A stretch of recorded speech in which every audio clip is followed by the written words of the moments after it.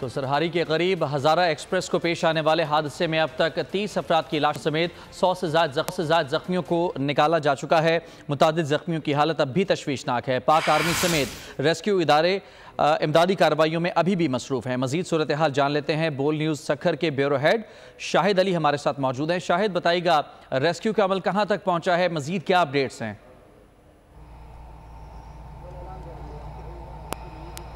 देखिए, सूरत हाल ये है कि हज़ारा एक्सप्रेस को पेश आने वाले हादसे के बाद जो रैकेज में यानी कि इन बोगियों के नीचे फंसे हुए लोग थे या जो डेड बॉडीज़ थी, उन तमाम को निकाला जा चुका है। ज़ख्मियों को अस्पतालों में मुंतकिल किया जा चुका है। जहाँ से कुछ मामूली ज़ख्मी थे उनको फ़र्स्ट एड देकर फारिग किया गया है, लेकिन बकाया ज़ख्मी अस्पतालों में मौजूद हैं।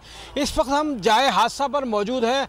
आप देख सकते हैं कि अब भी जो है वो कुछ बोगियाँ जो हैं वो पीछे गिरी हुई है। हैवी मशीनरी यहाँ पर काम कर रही है।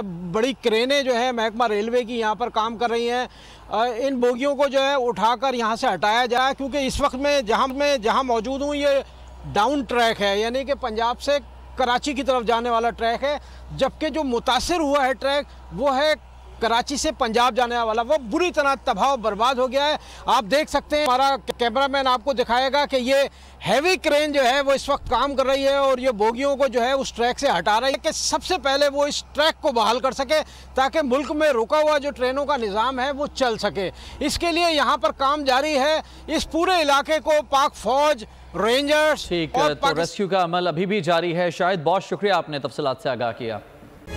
तारीख का अमीर,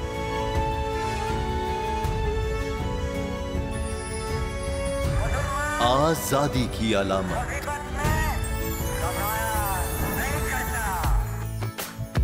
हुस्न का आईनादार, फिक्रो नजरिए की अक्कास, सरफराजी का गवाह, यानी हम सबका निगहबान पाकिस्तान।